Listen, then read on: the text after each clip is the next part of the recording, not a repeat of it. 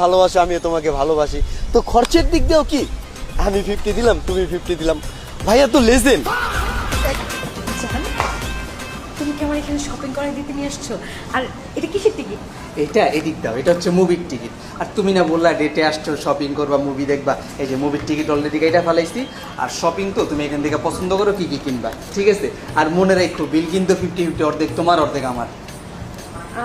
Shopping আর movie মিলে বিল কত আসতে পারে? এখন বিল কত আসতে পারে তাই না? এতদিন যখন আমার সাথে বেরিয়েছো তখন তো হিসাব করো নাই মুভি দেখতে কয় টাকা লাগে, শপিং করতে কয় টাকা লাগে।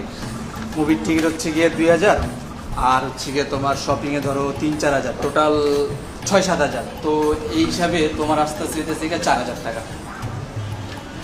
আমার তো এত টাকা নাই। আচ্ছা জান, একটা কাজ করি না, আজকে তুমি আমার মুভিটা দেখায় দাও আর শপিংটা করে দাও, তোমাকে আমি টাকা পরে শোধ করে দিব। না ধরো ঋণ নিছি তোমার থেকে আমি। ঋণ? গার্লফ্রেন্ডদের কখনো ঋণ দিতে হয় না, সেই ঋণ আর কখনো ফেরত আসে না। আমার কাছে তো এত টাকা নেই। টাকা নাই? তাহলে এক কাজ করি, আজকে আমরা ডেট এই পর্যন্ত স্থগিত রাখি, আমরা কালকে আবার ডেট শুরু করবো, ঠিক আছে? চলো।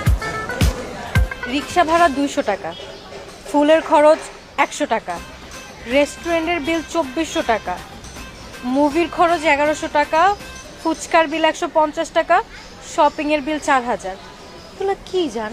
এগুলা কিসের খরচ বুঝো না? এই যে তোমারে নিয়ে যখন ডেটে বের হই, একটু হাঁটলেই তোমার পা ব্যথা হয়ে যায়, তখন কি তোমারে নিয়ে রিক্সায় ঘুরতে হয়।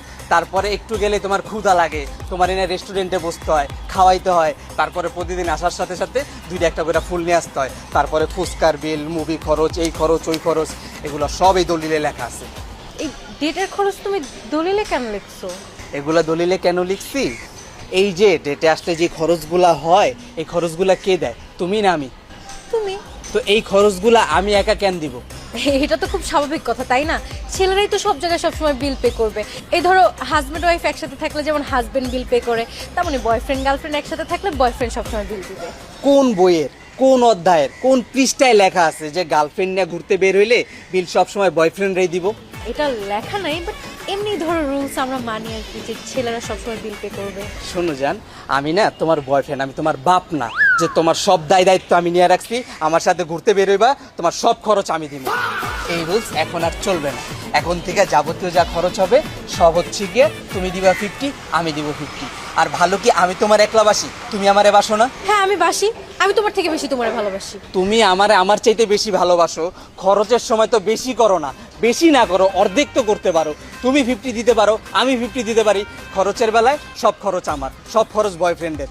কেন বয়ফ্রেন্ডরা কি সব খরচ নেওয়ার দায়িত্ব নিয়ে রাখছে? আর বলার সময় তো বলো যে নারী পুরুষ সমান অধিকার। তো প্রেমের বেলায় নারী পুরুষ কেন সমানভাবে খরচ